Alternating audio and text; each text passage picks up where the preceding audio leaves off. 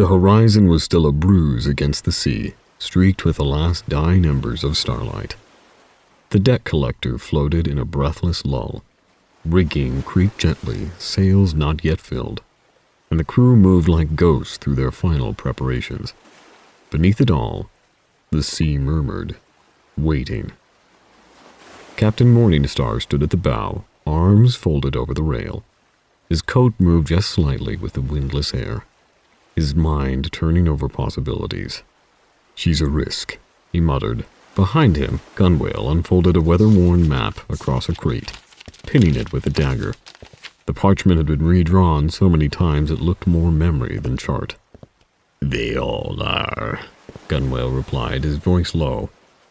"But this one remembers how to vanish. That's not nothing." Alistair turned. "What do you have?" Atlas tapped the eastern quarter. The chart was lightly marked in that region. Tentative shorelines, obscure islands rendered in half-confident strokes. "She knows this reach." He looked up. "Speaks of it like muscle memory. Slips into it when she's not watching herself. If we want to hide from the Regent, this is where the tides turn quiet." Alistair's brow furrowed. "Osius sits between us and that quiet," he said. The name alone darkened the air. No one spoke of Osius Island casually, not after the waters around it began swallowing ships whole, or returning them stripped of crew and soul alike.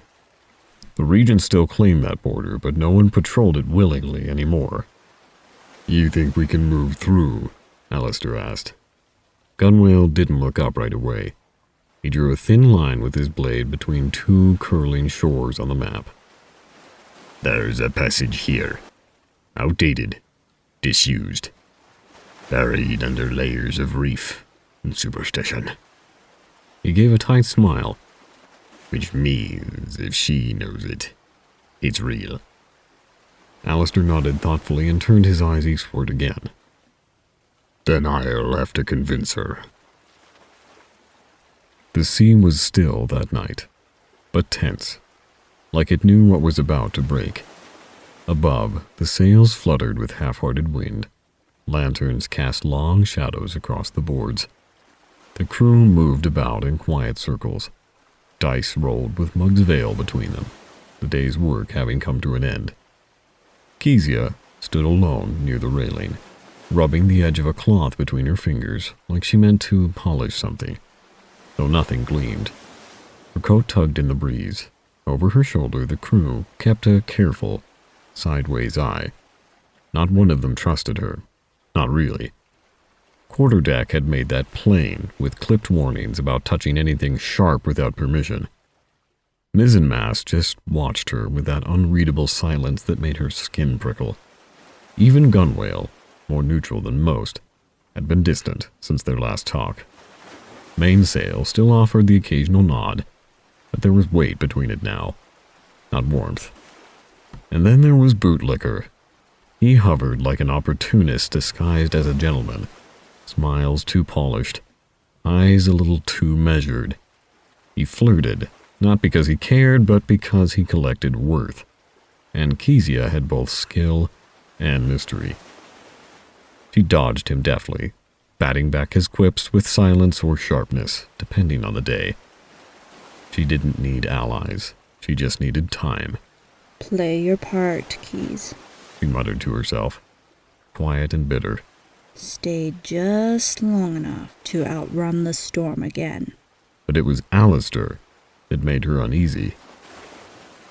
He spoke infrequently, gave her orders like riddles, tasks that felt less like necessity and more like judgment.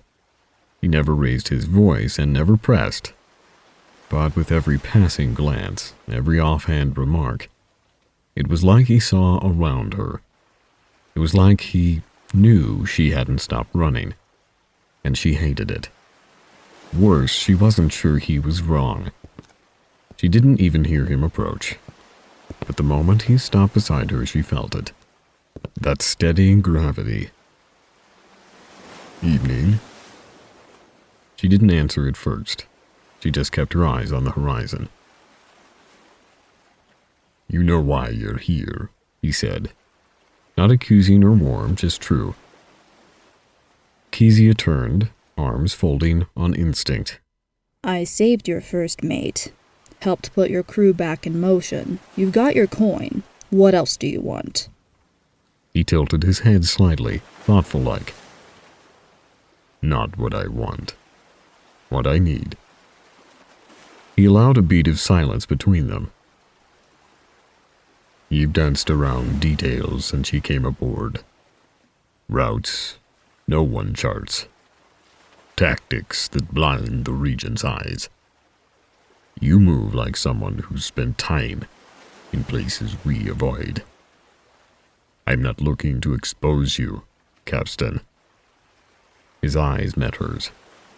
"I'm looking to survive." Her throat tightened. So that was it. Finally. He was just asking. She almost respected him more for waiting this long. And why me? "Because you've made a career out of not being found. And I mean to stay that way." Kezia stepped back just a little, gaze sharpened. And if I said no? If I didn't want to be one of your little studies in redemption? Alistair didn't flinch.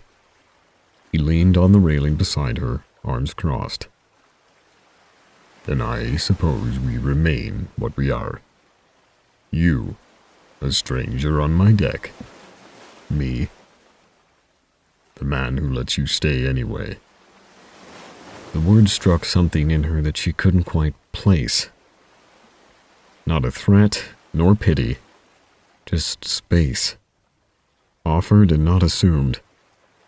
And she hated how vulnerable it made her feel. Kezia shifted her stance, glancing sideways at Alistair. His expression hadn't changed since she started talking. It never did. That was what made it so damn difficult. You watch people too closely, she said, sharper than intended. Alistair didn't blink. "Only the ones who know where they're going." A quiet moment passed between them, and she crossed her arms. Let's say I knew of a place. A slip in the reefs east of the Reach, past where the maps fall apart. Well, let's say it's a place the Regent forgot. Alistair remained still. I'm not giving it to you, she added quickly. Not unless I know I won't pay for it later.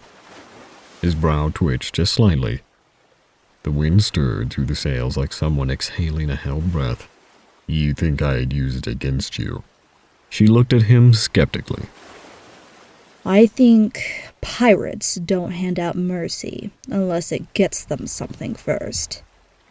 That earned the smallest, slightest tilt of a smile. "I don't run this crew on mercy. I run it on truth. Yours has been evasive." She looked down for the first time, her boot scraped against the deck. Then quietly, I've never had the luxury of being honest. Every truth I ever handed someone came with a blade pointed at my back. Alistair's voice leveled. "And yet you're still here." Kezia looked up, something old flickering behind her eyes. Surviving's not the same as living. He nodded slowly. "But it's a place to start." She didn't smile, not quite, but something loosened in her shoulders. There's a pass near the spine of Kelda, she said after a moment. Old sea path choked in coral by now. But if you thread it right, there's a series of coves tucked into the shoals. The locals, well, they call it Wraithwater. The Regent calls it nothing, because they haven't found it. Alistair listened in silence, but behind his stillness was movement. Kezia met his gaze. I'll show you the way. If you swear, I won't regret it. Alistair looked up at the stars and then back to her. I can't promise the sea won't rise, nor that the tide won't test you. But I can promise this crew doesn't survive on regret. Only choice. Another pause. She studied him like she might study a trap, and for the first time since stepping aboard the debt collector, she didn't feel like she was pretending, just deciding.